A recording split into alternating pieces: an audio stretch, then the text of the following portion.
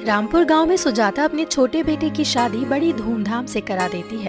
सभी रिश्तेदार सुंदर सी मॉडर्न बहू डॉली को देखकर इतने खुश होते हैं कि गिफ्ट में बेहद कीमती कीमती सामान देकर अपने घर चले जाते हैं। वहीं डॉली इतने बड़े घर की बहू बनने के बाद फूले नहीं समा रही थी। डॉली की जेठानी भी डॉली का बहुत अच्छे से स्वागत करती है और उसे एक सुंदर सा कमरबंद देती है और कहती है, डॉली तुम मेरी देवरानी नहीं बहन जैसी हो। मैं तुम्हें अपनी छोटी बहन समझकर तुम्हें बहुत प्यार दूंगी। मेरे पास अभी तुम्हें देने के लिए कुछ भी नहीं है, इसलिए ये कमरबंद जो मुझे मेरी नानी ने दिया था, मैं तुम्हें मुंह दिखाई पर दे रही हूँ। इसे स्वीकार करो। अरे दीदी, ये आप क्या कर रही हो? मैं इस टाइप की कमरबंद नहीं पहनती। मुझे तो सिर्फ हीरो के हार का शौक है और कमरबंद तो गांव की गरीब जाहिल औरतें पहनती है। ऐसे शौक हम शहर वाले लोग नहीं रखते। ये कमरबंद आप ही रखिए।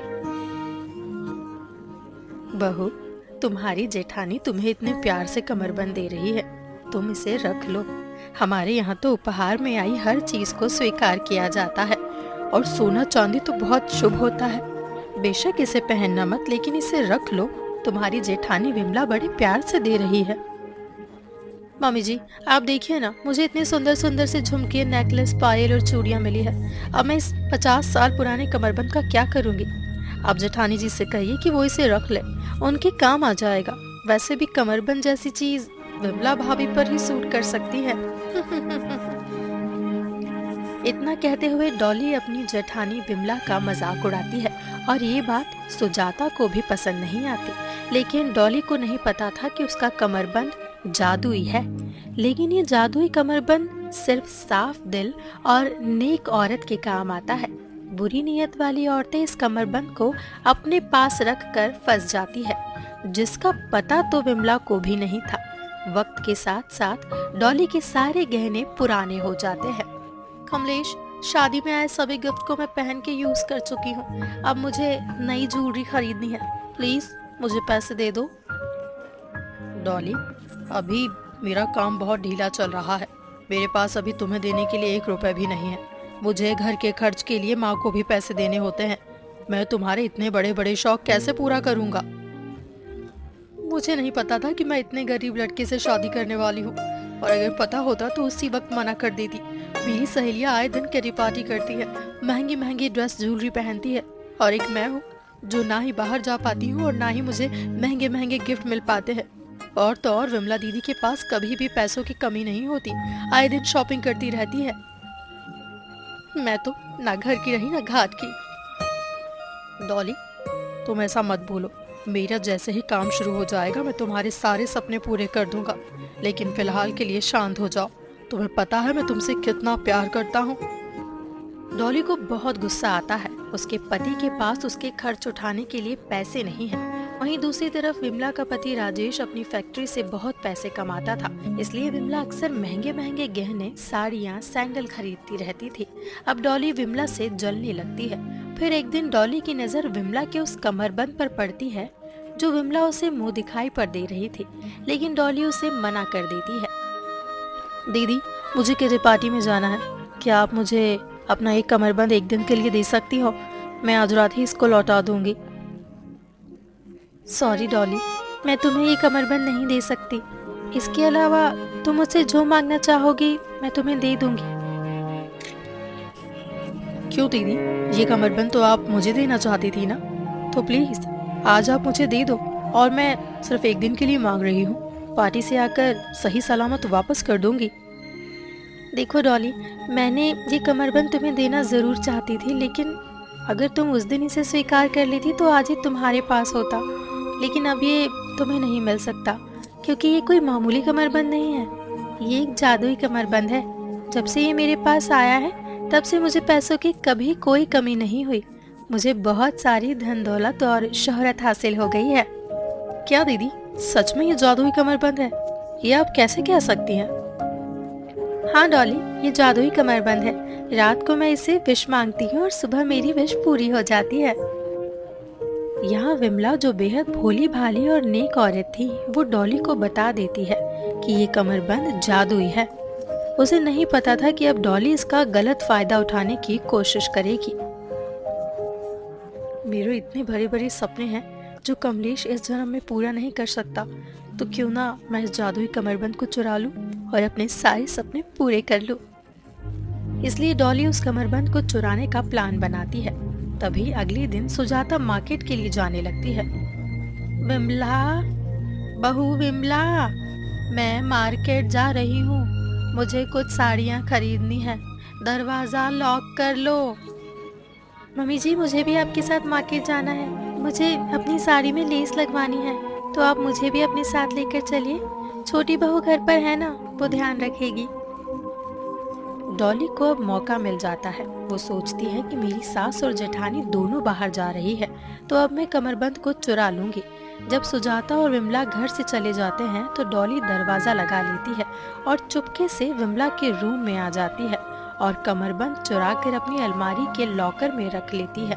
शाम को विमला और उसकी सास घर पर आ जाते हैं। बताओ, साड़ियों के दाम इतने बढ़ गए हैं कि अब तो खरीदना भी मुश्किल हो गया है। हमारे टाइम में तो इतनी सस्ती साड़ियाँ मिलती थी और खूबसूरती में भी एक से बढ़कर एक। मम्मी जी, आप तो खामखा साड़ी वाले से बहस कर रही थी। अगर आपको साड़ी पसंद थी तो आप मुझे बोल देती, पैसे मैं दे रही थी खरीदने के लिए। छोड़ो बहू, तुम नहीं जानती इन साड़ी वालों को, ये जानबूझकर ज्यादा पैसे बताते हैं और लूटते हैं। चलो जाने दो, अब मैं जा रही हूँ आराम करने, तुम रात का खाना बना लेना। इतना कहकर सुजाता और विमला दोनों अपने रूम में चले जाते हैं। फिर विमला को उसका कमरबंद अलमारी में कहीं नहीं मिलता। वो थोड़ा परेशान हो जाती है और पूरा रूम चेक करती है।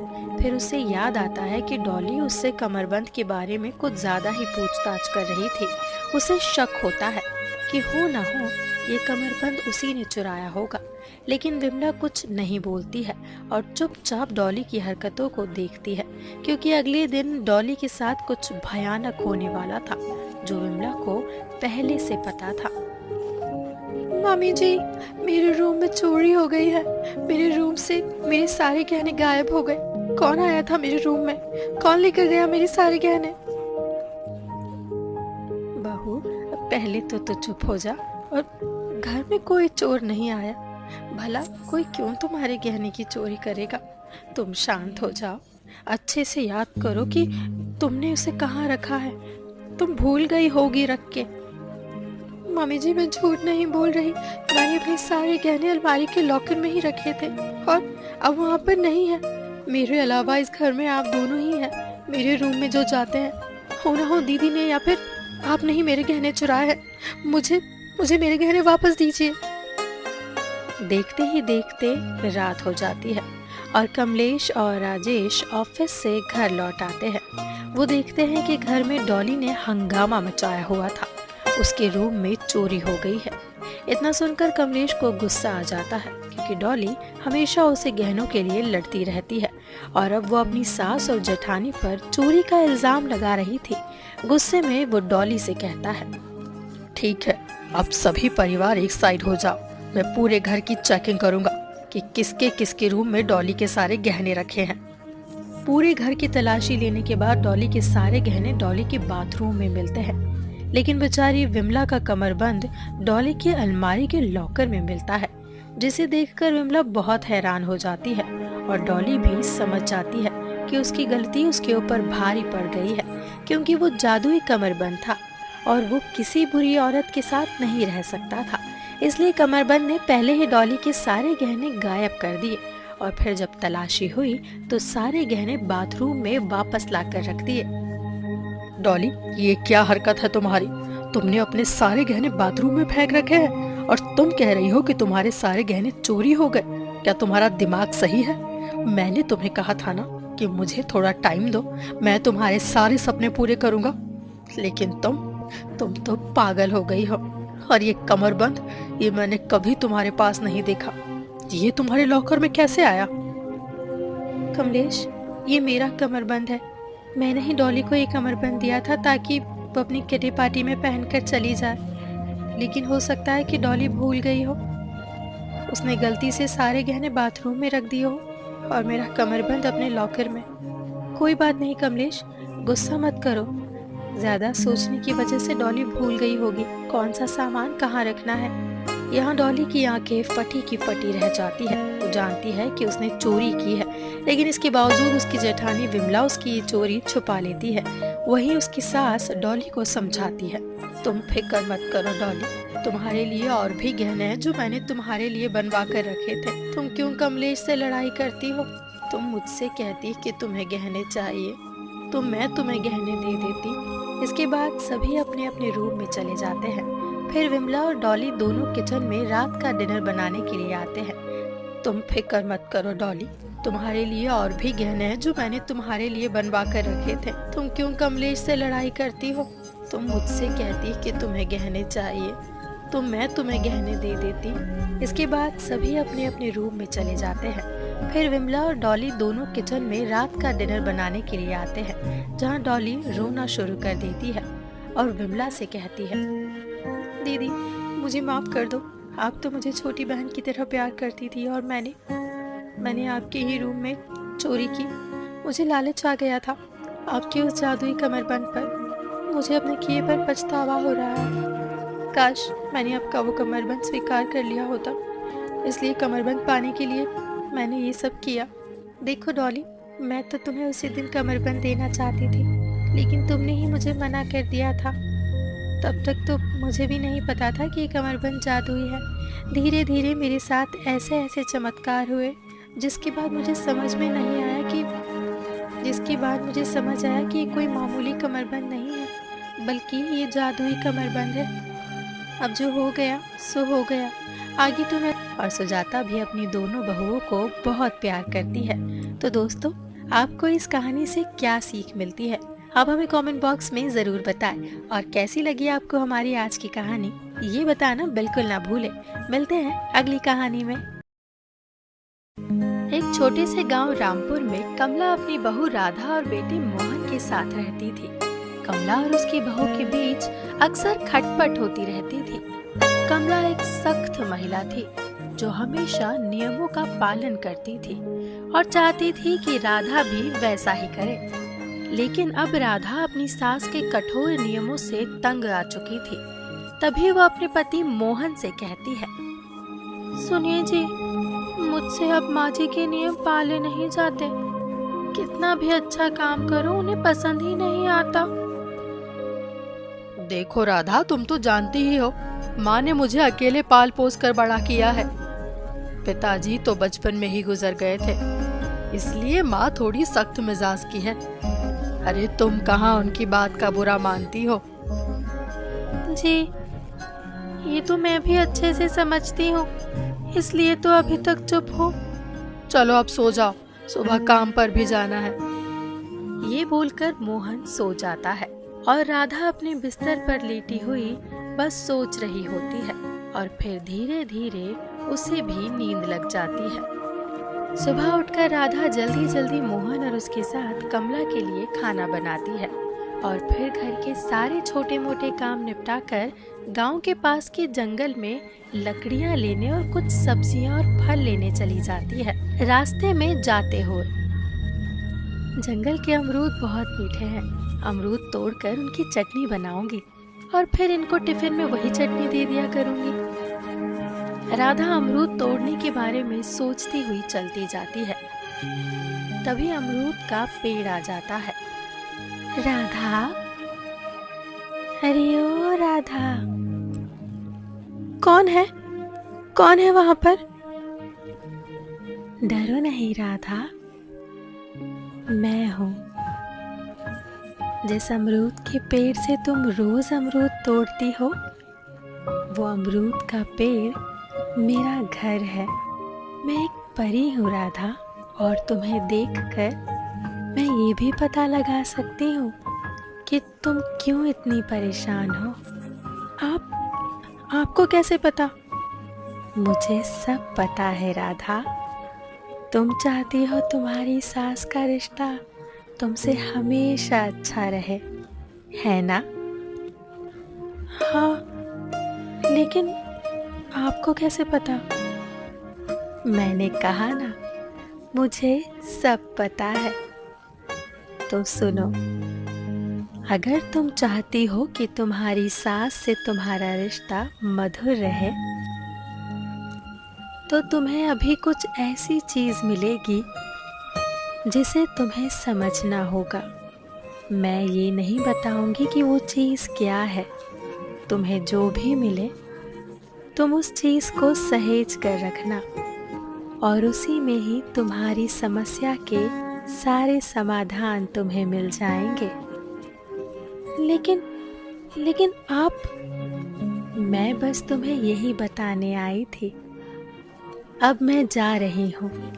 आशा करती हूँ तुम वो चीज जरूर ढूंढ लोगी, और अगर तुम ना ढूंढ पाई तो वो खुद ब खुद तुम्हारे पास आ जाएगी।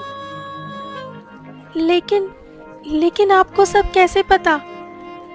राधा उस परी को आवाज देती रहती है, लेकिन वो परी जा चुकी होती है, और राधा सोच में पड़ जाती है कि आखिर वो चीज क्या होगी।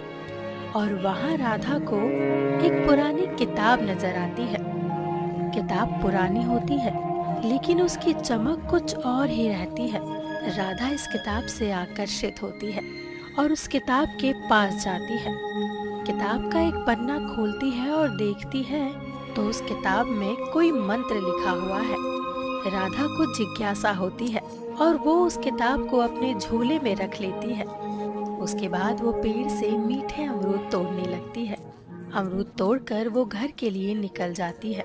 पूरे रास्ते वो उस किताब के मंत्र के बारे में ही सोचती रही, क्योंकि वो किताब दिखने में इतनी आकर्षित थी। तो राधा को लगा जरूर ये मंत्र किसी बड़े काम की चीज होगा।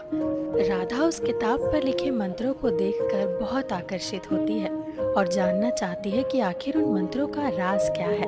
वो घर जाते ही उस किताब को खोलकर पढ़ने लगती है कि तभी राधा की सास कमला आ जाती है। राधा, अरे ओ राधा, कहाँ है?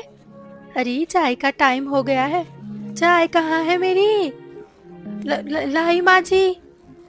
अरे चाय का टाइम तो निकल भी गया, अब कोई जरूरत नहीं, रहने दे, अब मैं कल ही चाय पीऊंगी।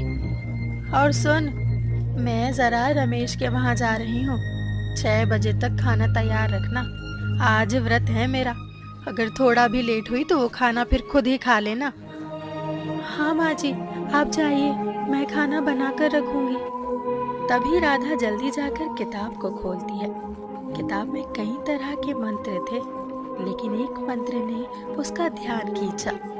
वो मंत्र रिश्तों में मिठास लाने और लोगों के दिलों को जोड़ने का था। राधा ने सोचा कि क्यों ना इस मंत्र को आजमाया जाए और इस मंत्र के जरिए अपनी सास के साथ अपने रिश्ते को सुधारने की कोशिश की जाए। रात को जब सब सो गए तो राधा ने उस मंत्र को पढ़ा और पूरे मन से उसका जाप किया। अगले दिन जब राधा उठी तो उसे महसूस हुआ कि कुछ तो बदला है, और उसकी सास कमला भी उस दिन बहुत खुश मिजाज लग रही थी। कमला ने राधा को प्यार से बुलाया और कहा, राधा, आज मुझे तुम्हारे साथ बैठकर कुछ बात करनी है। लेकिन उसने हाँ कहा।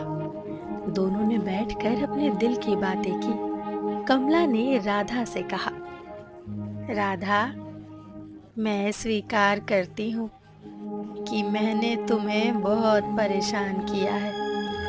अरे मुझे तुम्हें अपनी बेटी की तरह मानना चाहिए था, लेकिन अपने सख्त स्वभाव के कारण मैंने तुम पर जाने अनजाने में न जाने कितने जुल्म ढाए। कोई बात नहीं माँ जी, मैं समझती हूँ आपने हमेशा कितनी मेहनत की है और कैसे अकेले घर चलाया है। मुझे भी समझना चाहिए था। वैसे मैं हमेशा आपकी इज्जत करती थी, लेकिन आपके सख्त नियमों से घबरा जाती थी। इतने में मोहन आ जाता है।